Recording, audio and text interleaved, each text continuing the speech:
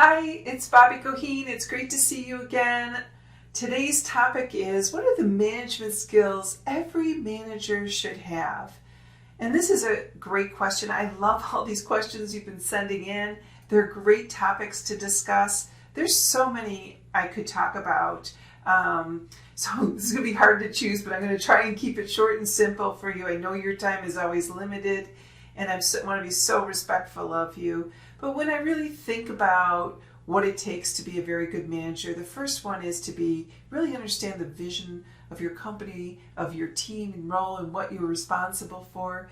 The second is really to have clear goal setting. They're so important to have these sort of basic skills, how to run effective meetings, how to really coach and develop others to understand where they are and what they need from you as a manager, to really partner with people as they go through the development curve, to know when to engage and not to engage.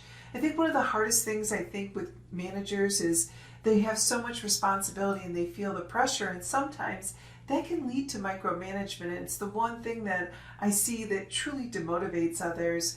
So this ability to, if you're somebody who's a subject matter expert and you become the manager of the team, it's so hard to withhold the way you have found it successful.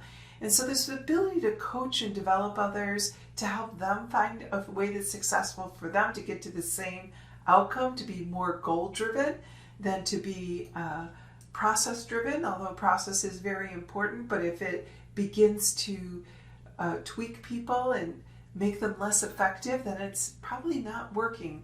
And so your job as a manager is to really making sure that people are in their place of most potential and that they have the ability to be successful, to give the best of themselves to their job. And that really requires not only clear goal setting, good feedback, effective meetings, good coaching, great team building, excellent decision making, the ability to collaborate well with others, to work well across the organization, to be a great cheerleader for your team, but to know when they need to be developed and to find a path forward. These are some of the core skills that you need as a manager. There's so many more, but I think that when we really look at it, a manager's job is really to make their team members successful. So the more they spend thinking about how can I be even better at my job versus trying to make my manager happy, that's when you know you have the right balance. But if they're only trying to make you happy, then they're not doing a great job. That's not being a manager. Being a manager is really creating high-performing team members who are outperforming every goal you put in front of them. But that begins with having a good platform, clear outcomes and expectations, and really helping people to get to their best performance. All right, those are my few for today. I probably could go on and on with this topic, but I think for this moment, if you're doing those activities well, you're doing a great job. If by listening to this, you're saying, hey, I could use a little more skill and development in some of these areas, that's great, because we love managers who are learning, because when a manager creates an opportunity to learn for themselves, they bring that right into their environment too.